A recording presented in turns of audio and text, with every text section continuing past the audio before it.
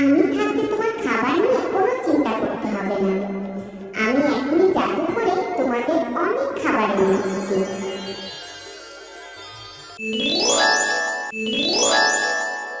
মামিনা, তুই বোনের খেয়াল রাখিস রে মা। আমি একটু বাইরে যাই, ঘরে যে একটা দানা পানিও নেই, দেখি বাইরে থেকে কোনো খাবার জোগাড় করে আনতে পারে কিনা। মা, ও মা, বাইরে তো অনেক বৃষ্টি হচ্ছে। এই বৃষ্টির মধ্যে তুমি কিভাবে খাবার আনতে যাবে বলো তো? মারে, খাবার আনতে না গেলে যে তোদেরকে না খেয়ে থাকতে হবে। ঘরে যে একটা দানা পানিও নেই। একটু মুড়ি ছিল, সেটাও শেষ হয়ে গেছে। তোরা চিন্তা করিস না, আমি কিছুক্ষণের মধ্যেই খাবার খুঁজে নিয়ে চলে আসব। এরপর মুন্নি শিয়ালিনী তার মেয়েদের জন্য খাবার খুঁজতে যায়। আর তখনই খুব জোরে বৃষ্টি শুরু হয়। আরে, এই বৃষ্টিতে যে থামার কোনো নামই নেই। না না, এভাবে দাঁড়িয়ে থাকলে চলবে না। আমাকে আমার বাচ্চাদের জন্য যেভাবেই হোক খাবার জোগাড় করতে হবে, না হলে যে আমার মেয়েরা না খেয়ে থাকবে। আহারে, কত সুন্দর পুঁটি মাছটাকে কিনা সাপে গিলে খেতে চাইছে। না জানি মাছটার কত কষ্ট হচ্ছে। যাই, মাছটাকে বাঁচানোর চেষ্টা করি। এরপর বৃষ্টি থেমে গেলে মুন্নি শিয়ালিনী একটা লাঠি দিয়ে সাপের মাথায় আঘাত করে, আর সাথে সাথে সাপের মুখ থেকে লাল পুঁটি মাছটা মাটিতে পড়ে যায়। ওরে বাবা রে, মরে গেলাম রে। বজ্জাত শিয়ালিনী, তোর এত বড় সাহস, তুই আমার শরীরে আঘাত করিস। শুধু তাই নয়, তুই আমার শিকারকেও বাঁচিয়ে দিয়েছিস। আমি তোকে ছাড়বো না। এরপর সাপটি মুন্নি শিয়ালিনীর পায়ে কামড় বসিয়ে দিয়ে সেখান থেকে চলে যায়। ওরে বাবারে, মরে গেলাম আমি আমার মেয়েদের জন্য খাবার নিয়ে যেতে পারলাম না। তোরা আমাকে ক্ষমা করে দিস রে মা। আহারে, বেচারি শিয়ালিনী আমাকে বাঁচাতে গিয়ে নিজের মৃত্যুর সাথে লড়াই করছে। যে নিজের জীবনের মায়া না করে অন্যের বিপদে এগিয়ে আসে, সেই তো প্রকৃত বন্ধু। এই শিয়ালিনী আজ থেকে আমার বন্ধু, তাই আমার বন্ধুকে আমার বাঁচাতেই হবে। এরপর সেই লাল পুঁটি মাছ তার জাদু শক্তি প্রয়োগ করে, আর মুন্নি শিয়ালিনী সাথে সাথেই সুস্থ হয়ে যায়। এ কি, আমি বেঁচে গেলাম কি করে? আমাকে তো সাপে কেটেছিল, তাহলে কে আমাকে বাঁচালো? আমি বন্ধু, আমি তোমাকে বাঁচিয়েছি। তুমি তোমার জীবনের মায়া না করে আমাকে মৃত্যুর হাত থেকে রক্ষা করেছো, তাহলে আমি না বাঁচিয়ে থাকতে পারি বলো? ও মাগো, তুমি দেখি কথা বলতে পারো। আর তুমি মাছ হয়ে আমার প্রাণ বাঁচালে কিভাবে বলো তো? আমি হলাম জাদুর দেশের মাছ। আমি পানির নিচে থাকি, কিন্তু শখ করে একটু পানির উপরে ঘুরতে এসেছিলাম। ঠিক তখনই সাপটা আমাকে ধরে ফেলে। জানো বন্ধু, পানির নিচে একা একা থাকতে আমার খুব খারাপ লাগে।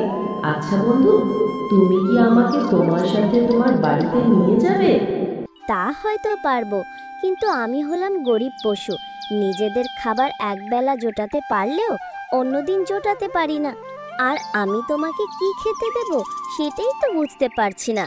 ও আচ্ছা, ঠিক আছে, আমার খাওয়া নিয়ে চিন্তা করো না বন্ধু। আমি ঠিকই আমার খাবার জোগাড় করে নিতে পারবো। এই নাও বন্ধু, এই বালতিতে পানি ওঠাও আর আমাকে পানিতে করে নিয়ে যাও। এরপর মুন্নি শিয়ালিনী ওই লাল পুঁটি মাছটাকে সাথে নিয়ে তার বাড়িতে আসে।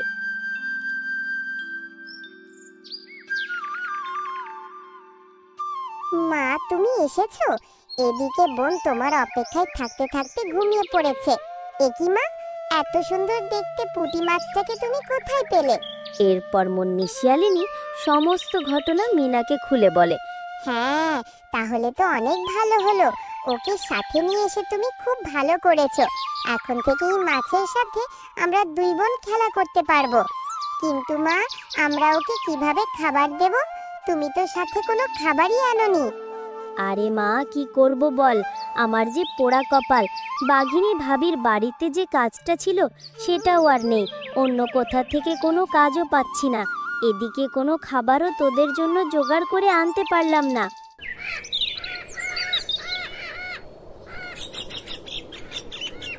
আরে, বাড়িতে তো আজ অনেক কাজ। এত কাজ আমি কিভাবে করব? কাজ করলে তো আবার আমার এত সুন্দর হাতগুলো নষ্ট হয়ে যাবে। তাই আমি বরং সেই মুন্নি শিয়ালিনীকে 200 টাকা দিয়ে কাজগুলো করিয়ে নেই।